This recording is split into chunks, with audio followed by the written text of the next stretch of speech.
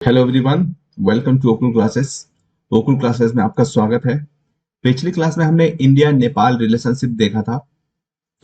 आज की हम क्लास में अफगानिस्तान इंडिया रिलेशनशिप शुरू करने वाले हैं। तो ये काफी इम्पोर्टेंट टॉपिक होने वाला है, क्योंकि अफगानिस्तान में अभी आपने सुना होगा कि जो तालिबानी इंसर्जेंट हैं, उनकी उन्होंने काफी एक्टिविटीज अपनी तेज कर दी है। और देखिए, अमेरिका जो जो बिडेन गवर्नमेंट है वो भी यहाँ से अब विड्रॉ करने वाली है अपने ट्रूप्स को। तो आइए अब शुरू करते हैं, देखते हैं और इस पूरे इशू को और इंडिया में इसके इंटरेस्ट को, इंडिया के रोल को समझते हैं। ये एक मैप है जिसमें अफगानिस्तान रीजन को दर्शाया गया है। अफगानिस्तान आप देख सकते हो कि जो सैफरन कलर का एरिया है वो ये रीजन अफगानिस्तान है। और ये इंडिया से 100 किलोमीटर का इसका बॉर्डर लगता है। और ये बॉर्डर लगता है पीओके में, पाक ऑक्युपाइड कश्मीर में। ठीक है। और ये पाकिस्तान, ईरान और सेंट्रल एशिया के जो कंट्रीज हैं, सेंट्रल एशिया के कंट्रीज, उनके साथ जुड़ा हुआ है। बॉर्डर है इसका। यहाँ पे चाइना का भी एक छोटा सा लगता है एरिया, सिंजियांग प्रोविंस। और ये पाकिस्तान है और ये इंडिया। तो ये अफगानिस्तान का एक लोकेशन है, लैंड लॉक्ड कंट्री है। ठीक है, लैंड लॉक्ड कंट्री है ये। तो चलिए शुरू करते हैं, देखते हैं अफगानिस्तान को। अ, ऐसे अगर डेकोरेटेड वॉल्स में इसको ग्रेवयार्ड्स ऑफ एम्पायर्स बोला जाता है। ठीक है, साम्राज्यों की कब्र या मकबरा या कब्रिस्तान। साम्राज्यों के लिए कब्रिस्तान क्यों बोला जाता है? क्योंकि ये एक ऐसा प्लेस है जिसका इसका जो टेराइन भी ऐसा है, और यहाँ पे जिस तरीके के ट्राइबल्स रहते हैं, वो जो एरिया है ये ऐसा है कि यहाँ पे कोई भी आक्रांता अगर जाता है, आक्रमणकारी जाता है या कोई भी एम्पायर गया है, वो यहाँ पे से डिक्लाइन करना शुरू कर देता है। चाहे वो आप अलेक्जेंडर की जो सिकंदर था, उसका उसकी जो अ, उसका जो पतन है वो भी अफगानिस्तान से ही शुरू हुआ था। ठीक है, इसी प्रकार से रसिया का जो विघटन हुआ यूएसएसआर का, वो भी यहीं से शुरू हुआ था, जो देतांत का पीरियड एरा था 70s के दौर में। ठीक है, और उसी प्रकार से यहाँ पे यूएस की हेजेमोनी भी यहीं से खत्म होने शुरू हुई। यूएस यहाँ पे अभी भी फंसा हुआ है। हेजेमोनी का मतलब होता है वर्चस्व। ठीक है, वर्चस्व का मतलब दुनिया के, विश्व के जो कोई ऐसा देश जिसका पूरी दुनिया में हर देश पर एक आधिपत्य है टाइप का। ठीक है, उसको वर्चस्व कहेंगे। और इसी वजह से जो है ये परसेप्शन बना कि जो अफगान का एम्पायर है वो अफगानिस्तानी जो रीजन है वो एम्पायर्स के लिए ग्रेव यार्ड है। यहाँ पे अफगानिस्तान जो भी आता है वो यहाँ से वापस जल्दी नहीं निकल पाता है। ब्रिटिशर्स ने भी अफगान युद्ध जो आपने पढ़ा होगा मॉडर्न हिस्ट्री में, उस टाइम पे वो भी वहां पे गए थे, तो उनको भी पराजय झेलनी पड़ी थी वहां पे। तो इस तरीके से अफगान का रीजन रहा है। अगर हम बात करें हिस्टोरिक इंडिया अफगान रिलेशंस की, तो हिस्ट्री में इंडस वैली सिविलाइजेशन से ही ये यहाँ के लोगों के साथ इंटरेक्शन शुरू हो गया था। जैसा कि इंडस वैली सिविलाइजेशन के कुछ रीजन्स, कुछ जो प्लेसेस हैं, जैसे सुरकोटदा, सुतगा, गेंडोर, ये जो है अफगानिस्तान से भी मिलते हैं। ठीक है, तो ये उस समय से ही इंटरेक्शन चल रहा था, और उस समय से ही अफगानिस्तान में जो आप सुनते होंगे कि लाजवर्द जो वहां पे स्टोन था, वो इंडिया ले आया जाता था अफगानिस्तान से। ठीक है, और सुरगुर्दा जो था अफगानिस्तान के कोस्टल एरिया में पड़ता था, और वो एक बंदरगाह सिटी थी मेसोपोटामिया की, sorry, Indus valley civilization, I am so sorry. उसके साथ ही इसमें जो है यहाँ का इतिहास सिकंदर से भी जुड़ा हुआ है। सिकंदर ने कुछ समय तक इस पर कब्जा किया हुआ था। सिकंदर के बाद उसके जो सक्सेसर स्टेट था सेल्यूसिड एम्पायर भी यहाँ पे कंट्रोल करता करता रहा था। और वो जो आपने सेल्यूकस निकेटर का नाम सुना होगा, सेल्यूकस निकेटर जो है यहाँ का गवर्नर था, जो सिकंदर के बाद सिकंदर के सक्सेसर का ये एम्पायर था वहाँ का। और उस पर 303 में बीसी में जो मौर्यन एम्पायर है, मौर्यन एम्पायर में आपके चंद्रगुप्त मौर्य, ठीक है, इन्होंने सेल्यूकस निकेटर को परास्त कर दिया था और इस रीजन पर अधिकार कर लिया था। अधिकार किस प्रकार के से किया था, एक संधि हुई थी इन दोनों के बीच में, और उस संधि के माध्यम से सेल्यूकस निकेटर ने ये रीजन जो है चंद्रगुप्त मौर्य को दे दिया था। चंद्रगुप्त सेल्यूकस निकेटर ने अपनी बेटी की शादी भी चंद्रगुप्त मौर्य से किया था, ठीक है, और मेगास्थनीज को चंद्रगुप्त मौर्य के दरबार में रहने के लिए भी भेजा है। तो ये मॉडर्न के टाइम पे ये रीजन जो है इंडिया के कंट्रोल में आ गया था, क्योंकि अशोक के जो अभिलेख भी मिलते हैं वहां से, आर्माइक और ग्रीक लिपियों में मिलते हैं वहां पे। और मौर्यन एम्पायर ने ही, मौर्यन शासकों ने ही यहाँ पे बुद्धिज्म को प्रसारित किया। बुद्धिज्म आप वहां पे बुद्धिज्म के बहुत सारे स्ट्रक्चर भी आपने सुना होगा, जिसको बामियान जो नाम जगह पे आपने बहुत सारे स्ट्रक्चर्स के बारे में सुना होगा, जिसको तालिबानियों ने ध्वस्त कर दिया था, ठीक है। तो इस रीजन को इंडिया कंट्रोल करता था, और हिंदुकुश के साउथ वाले रीजन को भी इसके तहत इंडिया कंट्रोल करता था, ठीक है। 10वीं शताब्दी और 18वीं शताब्दी के बीच की अगर बात करें तो उस टाइम पे 10वीं शताब्दी में, यानी कि अर्ली मिडिवल राजपूत एरा में, ठीक है, बहुत सारे विदेशी आक्रांता मुस्लिम आक्रमणकारियों ने भारत पर आक्रमण किया। उन आक्रमणकारियों का जो बेस था वो अफगानिस्तान ही था। वहां पे जैसे कुछ कबीलाई लोग थे, जैसे गजनवी, खिलजी, मुगल एंड दुरानीस, इन लोगों ने टाइम टाइम पे इंडिया पे, उत्तरी भारत पे आक्रमण किया और भारत में अपने साम्राज्य भी स्थापित करे। तो इनका जो बेस था वो अफगानिस्तान में ही था, क्योंकि वहां जो पॉलिटिकल अनस्टेबिलिटी हो जाती थी, तो वो वहां से कोई सरदार या कोई शासक, बादशाह वहां से भागता था और इंडिया की तरफ आ जाता था, और फिर इंडिया में वो अपना साम्राज्य स्थापित कर लेता था यहाँ के शासकों को पराजित करके। जैसे मुगल्स में बाबर जो है इसी तरीके से उधर से भाग करके आया हुआ था, और यहाँ पे इब्राहिम खान लोदी को हरा करके उसने दिल्ली में मुगल वंश की स्थापना कर दी थी, ठीक है। अगर मॉडर्न हिस्ट्री की बात करें तो काफी जाना पहचाना सा एक नाम है, खान अब्दुल गफ्फार खान। खान अब्दुल गफ्फार खान अफगानिस्तान के एक बहुत ही जाने माने लीडर थे, और साथ ही में वो इंडियन इंडिपेंडेंस मूवमेंट में भी उन्होंने पार्टिसिपेट किया था। उसको एक्टिव सपोर्टर थे वो। उन्होंने वहां पे खुदाई खिदमतगार जैसी संस्था, ऑर्गेनाइजेशन बनाई थी, रेड शर्ट आर्मी बनाया था, और अंग्रेजों के खिलाफ उन्होंने मोर्चा खोल रखा था वहां पे। उन्होंने नमक सत्याग्रह में भी काफी योगदान दिया था, ठीक है। अफगानिस्तान में उन्होंने लीड किया था नमक सत्याग्रह को। इसी प्रकार से जो हमारा भारत ने उनको भारत रत्न से नवाजा था।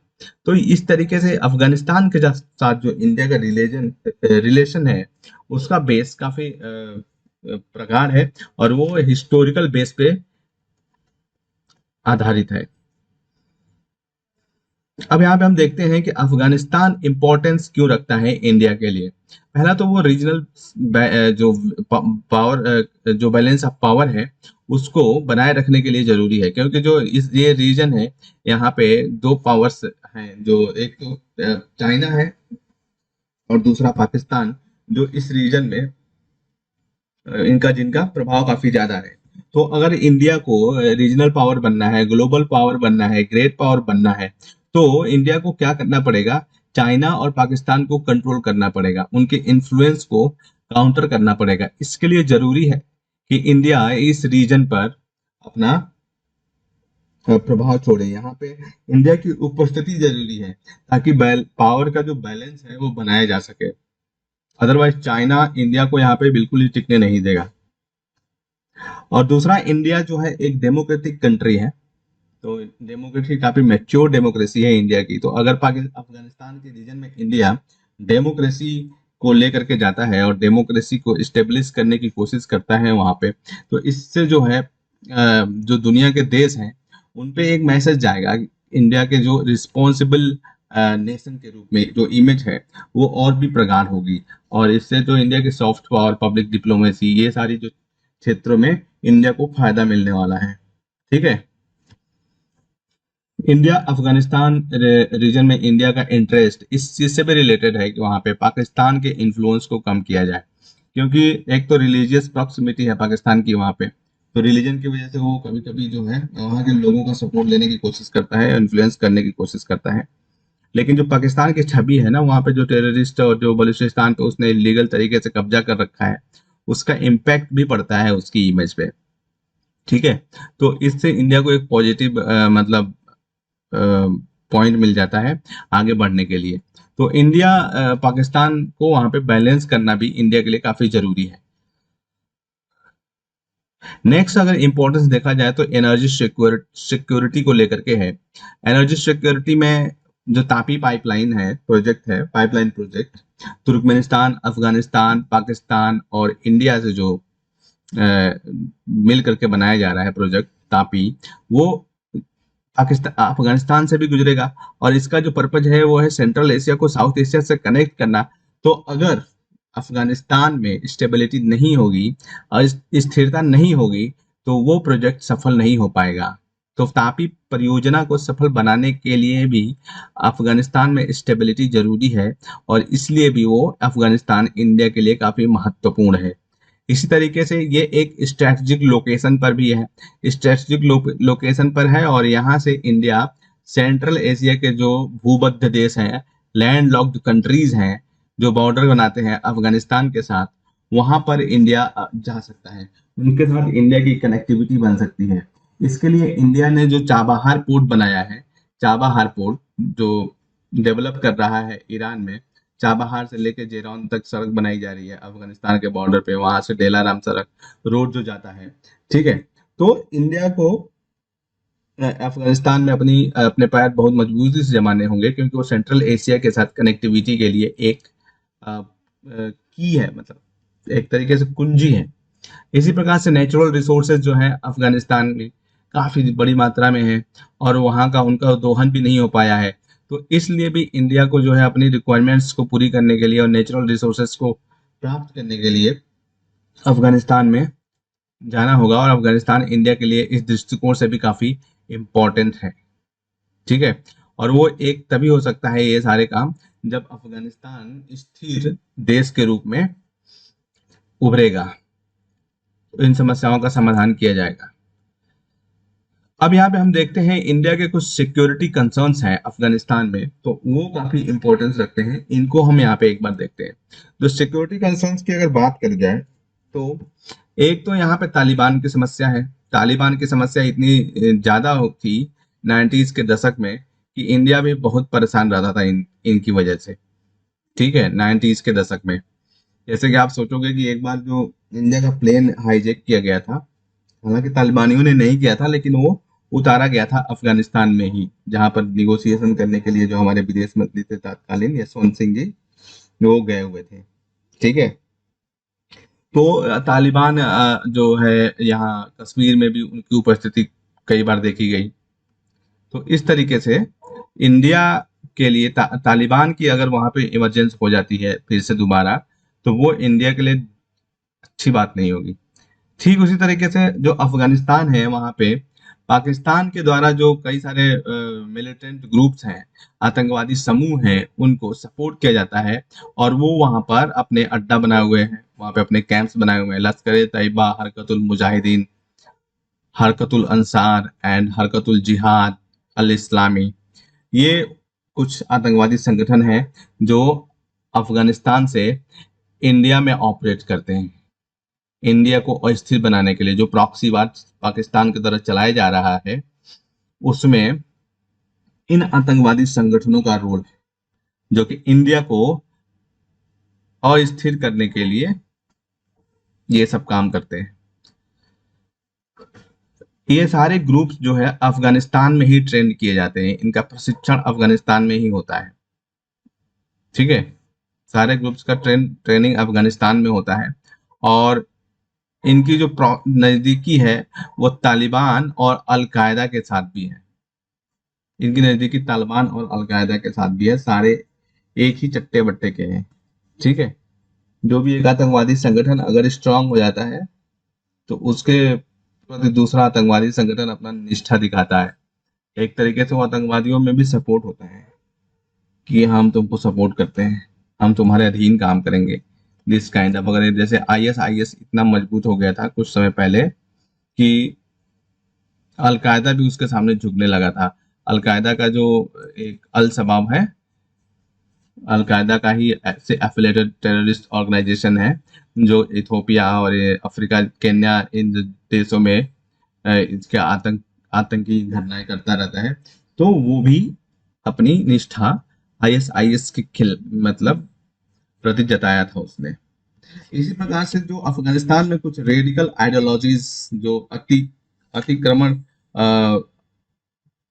इसको हिंदी में क्या बोलेंगे, रेडिकल आइडियोलॉजीज को, अतिवादी अतिवादी जो विचारधाराएं हैं, ठीक है, और जो टेररिज्म है, जो आतंकवाद है, इस रीजन में जो फैल रहा है, वो भी इंडिया के लिए सुरक्षा के लिए खतरा है। अतिवादी विचार का मतलब होता है कि अपनी आइडियोलॉजी को श्रेष्ठ मानना और बाकी दूसरों की आइडियोलॉजीज को श्रेष्ठ नहीं मानना।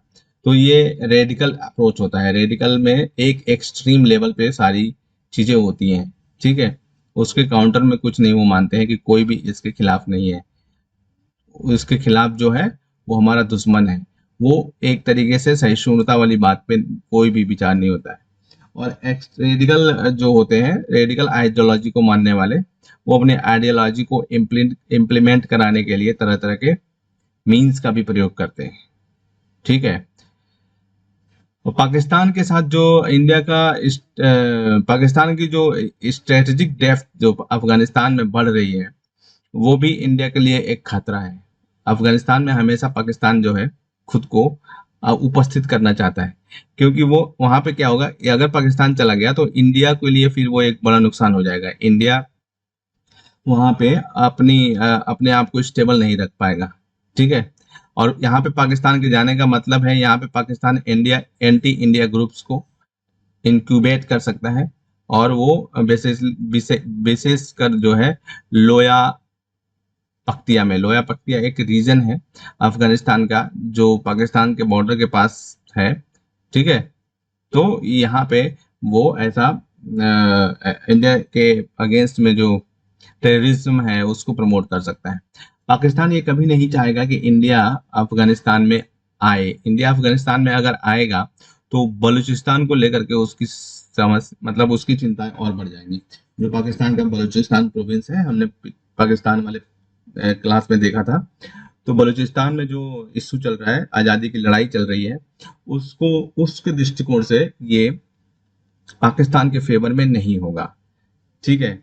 इसी प्रकार एक गोल्डन क्रिसेंट की बात हम जो करते रहते हैं, गोल्डन क्रिसेंट मैं आपको दिखाता हूँ आज, ठीक है। तो गोल्डन क्रिसेंट जो है ईरान, अफगान और पाकिस्तान को मिला करके जो बनता है, वो भी इंडिया के लिए एक चिंता का विषय है।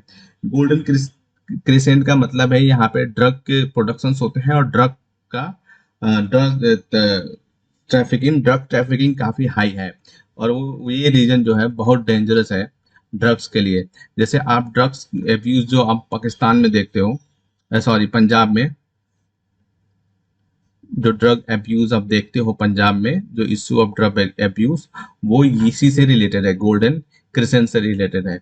आपने मूवी देखी होगी उड़ता पंजाब में जो ड्रग की समस्या दिखाई गई है, वो यहीं से रिलेटेड है, गोल्डन क्रिसेंट से। ये देखो आप, गोल्डन क्रिसेंट का मतलब होता है अर्धचंद्राकार। तो ये जो गोल्डन क्रिसेंट है ना, ये इसमें ईरान, अफगानिस्तान में जो है सबसे ज्यादा ओपियम उगाया जाता है, सबसे ज्यादा ओपियम अफगानिस्तान में उगाया जाता है। और फिर ये पाकिस्तान में जो टेररिस्ट ग्रुप्स हैं जो भी हैं, ये ड्रग्स की ट्रैफिकिंग करते हैं, ईरान भी इसमें इन्वॉल्व है, ठीक है। तो ये एक जो है ड्रग्स का पूरा इंडस्ट्री यहाँ पे डेवलप है, प्रोडक्शन भी होता है और उसका सप्लाई भी किया जाता है। ठीक इसी तरीके से इंडिया के ईस्ट में, ठीक है, साउथ ईस्ट में भी एक गोल्डन ट्रायंगल है, यहाँ पे भी ड्रग ट्रैफिकिंग का बहुत बड़ा नेटवर्क है। इसमें बर्मा, थाईलैंड, लाओस और वियतनाम शामिल है, ठीक है। ये एरिया दोनों इंडिया के बीच में पड़ते हैं। तो इन दोनों के बीच में कनेक्टिविटी के लिए ये जो रीजन है इंडिया का ना, यहाँ से ड्रग ट्रैफिकिंग बहुत तेज होती है। आप यहाँ इस बंगाल रीजन से और ये नॉर्थ ईस्ट के रीजन से जो है ड्रग्स को लेकर के जाया जाता है और ये गोल्डन क्रिसेंट तक जाया जाता है। तो इस रीजन में जो है, जहाँ उड़ता पंजाब, आप यहाँ पंजाब में देखोगे, सॉरी उड़ता पंजाब मैंने बोल दिया है, तो पंजाब देखेंगे आप, तो वहां पे इस तरीके की दिक्कत दिखाई देगी आपको।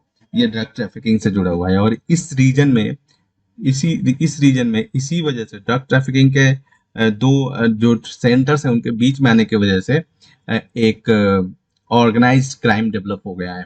और ड्रग ट्रैफिकिंग के लिए यहाँ से यहाँ तक अगर कोई ड्रग का तस्करी कर रहा है, ठीक है, ड्रग्स की तस्करी कर रहा है, अगर मादक पदार्थों की तस्करी कर रहा है, तो उसको जगह जगह पे अपने गुर्गे लगाने पड़ेंगे, जगह जगह पे अपने आदमी लगाने पड़ेंगे, हथियार रखने पड़ेंगे। तो इस वजह से इस रीजन में, बिहार, यूपी और इन रीजन्स में ऑर्गेनाइज्ड क्राइम का एक कल्चर आप देखते हैं, ड्रग्स का जो है वो कल्चर अब दिखाई देता है। तो ये एक काफी सेंसिटिव इशू है यहाँ पे, ठीक है, इंडिया की सिक्योरिटी के लिए काफी महत्वपूर्ण है, मतलब महत्वपूर्ण है और खतरा भी है। अब यहाँ पे हम देखते हैं कि इंडिया जो है क्या हेल्प कर रहा है अफगानिस्तान की, और इन अफगानिस्तान के जो प्रोजेक्ट्स हैं वो इंडिया में कौन कौन से चल रहे हैं। India's plays assistance to Afghanistan extends $3.1 billion since November 2001। 2001 नवंबर से $3.1 बिलियन का इंडिया का चल रहा है इसके साथ। मतलब जो सपोर्ट है इंडिया का, एड है, सहयोग है, वो इतने पर जाता है। जो इंफ्रास्ट्रक्चर प्रोजेक्ट्स कुछ इंडिया यहाँ पर बना रहा है, एक तो 2208 किलोमीटर रोड प्रोजेक्ट है जरांज और to Delaram in the south western Afghanistan. दक्षिणी पश्चिमी अफगानिस्तान में आप देख लो, यहाँ पे ये जेरांज टू देलाराम तक रोड बनाया जा रहा है। जेरान, यहाँ से अफगानिस्तान, ईरान में भी इंडिया जो है चाबहार पोर्ट से आएगा इधर, और यहाँ से देलाराम पोर्ट रोड बनाया जा रहा है। और एक 220 KV DC transmission line from Pule Khumri to Kabul बनाई जा रही है। पूले कुमरी टू काबुल जो है, ये देखो आप, डीसी ट्रांसमिशन लाइन बनाई जा रही है यहाँ से पूले कुमरी से काबुल तक। और सलमा डैम का नाम अभी बदल दिया गया है, इंडिया अफगानिस्तान फ्रेंडशिप डैम इसका नाम रखा गया है। तो सलमा डैम पावर प्रोजेक्ट जो है हेरात में बनाया जा रहा है। ये हेरात रीजन है, यहाँ पे सलमा डैम पावर प्रोजेक्ट बनाया जा रहा है, ठीक है। अफगानिस्तान की पार्लियामेंट और जो है Indira Gandhi institute of child health and Habibiya school दोनों काबुल में इंडिया के द्वारा बनाए जा रहे हैं। एक 220 से 110-20 केवी इस सब स्टेशन भी बनाया जा रहा है चिमताला में, ठीक है। तो ये कुछ प्रोजेक्ट्स हैं। अभी हम और देखते हैं इन्हीं प्रोजेक्ट्स के बारे में, और भी कुछ जानकारियां हैं। इंडिया ने $290 मिलियन खर्च करके अफगानिस्तान इंडिया फ्रेंडशिप डैम, जिसको अभी हमने सलमा डैम के नाम से देखा, अफगानिस्तान के हेरात प्रोविंस में ये रहा वो डैम, ठीक है। अफगानिस्तान इंडिया फ्रेंडशिप डैम बनाया जा रहा है इंडिया के द्वारा, ठीक है। और इस पे इससे फायदा हुआ है ये कि जो अफगानिस्तान की डिपेंडेंसी अपने जो पड़ोसियों के इलेक्ट्रिसिटी पर थी ना, और उसमें कमी आ गई, और उसके जो सिंचाई के लिए भी इसका काफी महत्व है।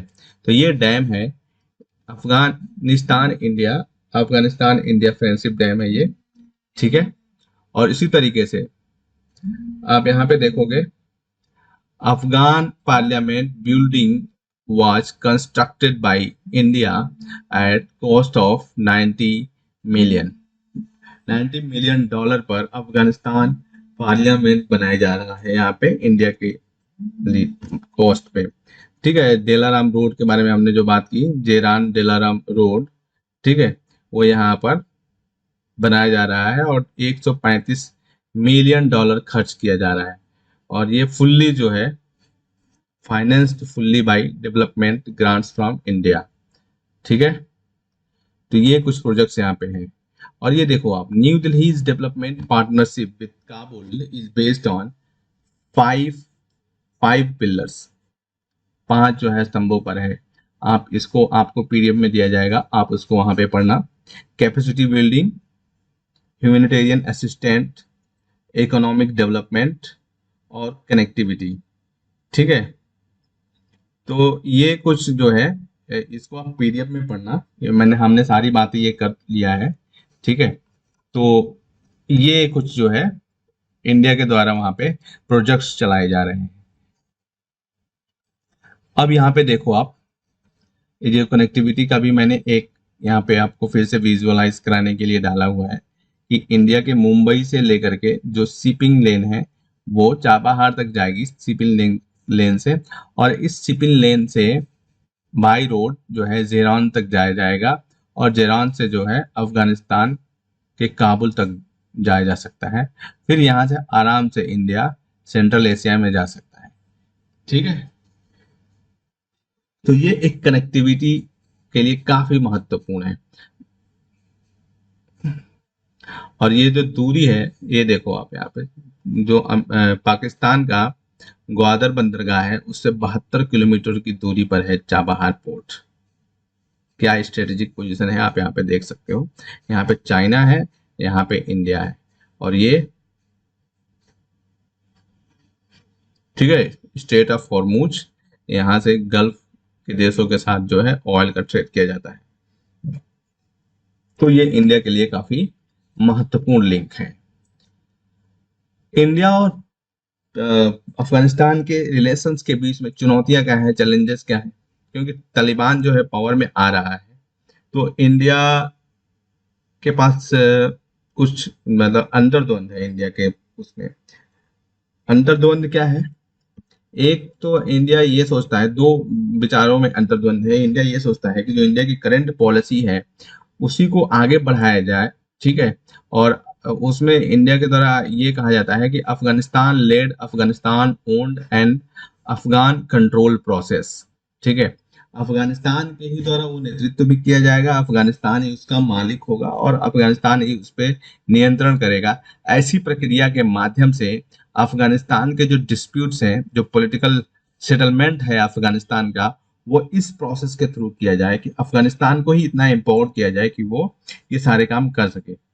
Considering that the elected Afghan government is hardly in control of the peace process, अगर इस बात को ध्यान में रखा जाए जो इंडिया कहता है, तो अफगानिस्तान गवर्नमेंट को जो पीस प्रोसेस चल रहा है, शांति प्रक्रिया चल रही है, उसमें कोई कंट्रोल नहीं है। उसका जो कंट्रोल है वो यूएस के पास है। ये एक इसका ड्रॉबैक है। तो क्या इंडिया को डायरेक्ट बातचीत में शामिल होना चाहिए तालिबान के साथ? ये एक इंडिया का डायलेमा है। तो अगर इंडिया ऐसा करता है तो जो इंडिया का जो पॉलिसी रही है इंडिया की कि वो एक रिकॉग्नाइज्ड गवर्नमेंट्स जो होती हैं उन्हीं से ही डील करेगा, वो पॉलिसी पीछे छूट जाएगी जो भारत की नीति रही है। क्योंकि तालिबान ना कोई गवर्नमेंट है और ना ही उसका कोई संवैधानिक दर्जा है। तो इस दृष्टिकोण से इंडिया के लिए ये एक डायलेमा, अंतर्द्वंद बना हुआ है। और जो इंडिया की जो गुडविल गेस्चर है, जो इंडिया वहाँ पे पॉजिटिव चीजें कर रहा है, उसकी भी कुछ अपनी ड्रॉबैक्स हैं जिनको हमको यहाँ पे देखना चाहिए। जो इंडिया वहाँ पे जो काम कर रहा है ना, जो इंफ्रास्ट्रक्चर प्रोजेक्ट में काम कर रहा है, हेल्थ केयर में काम कर रहा है, एजुकेशन, ट्रेड, फूड सिक्योरिटी में काम कर रहा है। ठीक है, अफगानिस्तानी सिटीजन्स की पढ़ाई लिखाई, ट्रेन, ये सब इंडिया जो है वहाँ पे काम कर रहा है। और ये सभी इंडिया की जो pluralistic inclusive democracy inspires many in Afghanistan, जो इंडिया का ये एग्जाम्पल है ना, वो एक तरीके से लोकतांत्रिक प्रक्रिया की तरफ सभी लोगों को, बहुत अफगानिस्तान के बहुत सारे लोगों को आकर्षित करती है। लेकिन यहाँ पे एक डेंट है। डेंट का मतलब होता है एक दाग। जो इंडिया का गुडविल है उसमें एक दाग है। Due to the recent event in India, Bharat में भी हाल ही में जो ऐसी कुछ घटनाएं हुई हैं, specially the controversy over the citizen amendment act 2019 जो सिटीजन अमेंडमेंट एक्ट है जिसमें मुसलमानों को एक्सक्लूड किया गया है, ठीक है, उसको उसके आधार पे उससे जो है इंडिया की जो ये क्योंकि मुस्लिम पॉपुलेशन है अफगानिस्तान में, तो इससे जो है इंडिया की जो गुडविल गेस्चर है उस पर एक डेंट पड़ जाता है, मतलब एक कमी उसमें नजर आने लगती है। और ये इसमें बांग्लादेश, पाकिस्तान और अफगानिस्तान जो मुस्लिम कंट्रीज हैं उनको बाहर रखा गया है जो हमारा सिटीजन चार्टर अमेंडमेंट एक्ट है उसके तहत, ठीक है। तो और दूसरा दूसरा जो है, इंडिया ने खुद को अफगानिस्तान की जो पीस प्रक्रिया है, पीस प्रोसेस है, उससे कई बार बाहर निकाल दिया है। जैसे कि भी हाल ही के मीटिंग में 6+2+1 ग्रुपिंग में भी इंडिया ने खुद को बाहर निकाल रखा है। और इसकी वजह से इंडिया का जो this poses a challenge for India to secure its interest in deciding the fate of Afghanistan and its people। ये जो है इसकी वजह से इंडिया का जो एक इंटरेस्ट है, हित है, और अफगानिस्तान का जो भविष्य है वो निर्धारित करने में ये जो इंडिया बार बार पीस प्रोसेस से बाहर हो जाता है, इससे जो है उस पे एक तरीके से वो चुनौती बनती जा रही है। तो ये हमने देखा इंडिया और अफगानिस्तान के रिलेशन के बीच में, ठीक है, जो इम्पोर्टेंस है इंडिया के लिए, हिस्ट्री देखी हमने, इंडिया क्या वहां पे काम कर रहा है, ये सारी चीजें हमने देखी। अब अगली क्लास में हम इंडिया के जो स्टैंड हैं वहाँ के पीस प्रोसेस को लेकर के उस पे हम बातचीत करेंगे, ठीक है। और जो विजन की जो नई फॉरेन पॉलिसी है, जो नई फॉरेन पॉलिसी में जो अफगानिस्तान को दर्जा दिया गया है जो विजन के द्वारा, और जो अफगानिस्तान को लेकर के उनकी सरकार कर रही है, उस पर हम डिस्कस करेंगे। क्या अभी पॉलिसी क्लियरली एग्जिस्ट सामने नहीं आई है, लेकिन उस पर काम चल रहा है, उस पर एक तरीके से हाईलाइट एक आ चुका है। तो आज के लिए बस इतना ही। अगली क्लास में हम अफगानिस्तान पीस प्रोसेस देखेंगे, ठीक है, पीस के लिए क्या किया जा रहा है अफगानिस्तान में। तो ये टॉपिक आपके लिए काफी इंपॉर्टेंट होने वाला है। तो अगर अभी तक आपने हमारे चैनल को सब्सक्राइब नहीं किया है तो जल्दी से कर लीजिए, और साथ ही बेल आइकॉन को प्रेस कर लीजिए ताकि आपको हमारे आगे आने वाले वीडियोस के नोटिफिकेशन समय समय पर मिलते रहें। अगर आपको टॉपिक में समझाया गया कोई भी कॉन्सेप्ट समझ में नहीं आया है या उससे रिलेटेड कोई भी क्वेरी है तो आप नीचे कमेंट सेक्शन में लिख सकते हैं। मैं खुद पर्सनली उसका रिप्लाई 24 घंटे के भीतर करूंगा। आप हमें सुझाव भी दे सकते हैं ताकि अगर जरूरत पड़े तो हम उसमें सुधार कर सकते हैं। आप हमसे हमारी ओकुल वेबसाइट, हमारे Facebook page, Twitter page, Telegram channel या ईमेल के माध्यम से भी जुड़ सकते हैं। ये सभी लिंक्स नीचे डिस्क्रिप्शन में दिए गए हैं। और इन वीडियोस को अपने दोस्तों के साथ, अपने कलीग्स के साथ शेयर करना नहीं भूलें ताकि इनसे उनकी भी हेल्प हो सके। इस सेशन में हमसे जुड़ने के लिए आपका धन्यवाद। मिलते हैं अगले सेशन में बहुत जल्द। तब तक ओकुल के साथ लर्निंग को एंजॉय करते रहें। Thank you so much.